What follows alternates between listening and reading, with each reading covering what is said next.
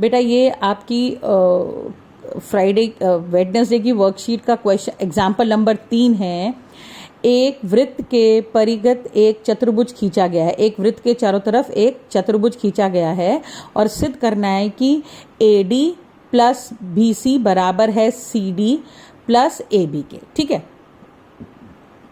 अब हमने जो सेकंड थ्योरम सीखी थी कि सर्कल के बाह्य बिंदु से जो दो स्पर्श रेखा होंगी खींचेंगी वो दोनों बराबर होंगी। ठीक है, अब हम इस पर पहले पॉइंट रखते हैं, यहाँ पर आते हैं।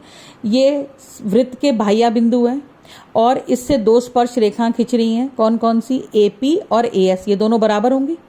चलिए अब आते हैं हम पॉइंट B पर।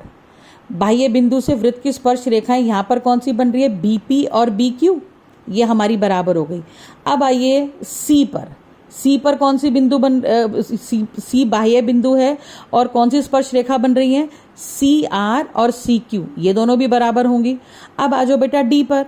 D भी बाह्य बिंदु है, दो स्पर्श रेखाएं हैं, कौन सी बन रही है, DS और DR, ये भी दोनों बराबर होंगी।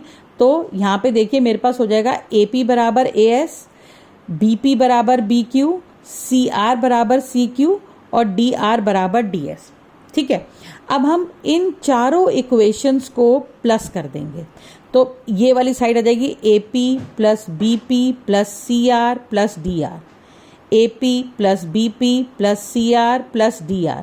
अब इस वाली साइड की AS plus BQ plus CQ plus DS आएगा। यहाँ पे बेटा मेरे को CQ लिखना चाहिए था, ये हो गया CQ। अब मैं AB प्लस BP को ऐड करती हूँ। जब मैं AB plus AP plus BP को ऐड कर रही हूँ तो ये पूरी रेखा आ जाएगी AB, तो उसकी जगह मैंने AB लिख दिया। अब CR जमा DR, ये पूरी रेखा बन जाएगी CR, यहाँ CD बन गई, यहाँ पर आ गया CD। अब AS plus DS, AS plus DS, ये AD बन जाएगा बेटा, और BQ प्लस CQ, ये इसके बराबर है, BC के बराबर है। तो मेरे पास क्या आ गया, AB plus CD is equal to AD plus BC। यही हमें बेटा प्रूफ करना था। बेटा ये इम्पॉर्टेंट क्वेश्चन है। अब हम बेटा फिर से अगले एग्जाम्पल पर आते हैं। ये एग्जाम्पल आपको दिया नहीं है लेकिन अब जो क्वेश्चन सॉल्व करेंगे इसी मेथड से सॉल्व करेंगे। एक 5 सेंटीमीटर त्रिज्या वाले वृत्त पर बिंदु P पर एक स्पर्श रेखा PQ खींची गई है। यदि OQ 13 सेंटीमीटर है तो PQ की लंबाई ज्ञात करो। बेटा देखो, जब भी ऐसे वाले सवाल आएंगे जिसमें स्पर्श रेखा आपको दी हुई है और त्रिज्या दी हुई है, बेटा ये राइट एंगल ट्रायंगल बन गया है, समकोण त्रिभुज, और इसमें पाइथागोरस थ्योरम लगेगी जो हमने ट्रिग्नोमेट्री में करी थी। अब देखो, ये हमें ये चीज़ निकालनी है, ये ठीक है। तो ये मेरा हाइपोटेन्यूज है, ये मेरा आधार है और ये मेरा लंब है, परपेंडिकुलर है।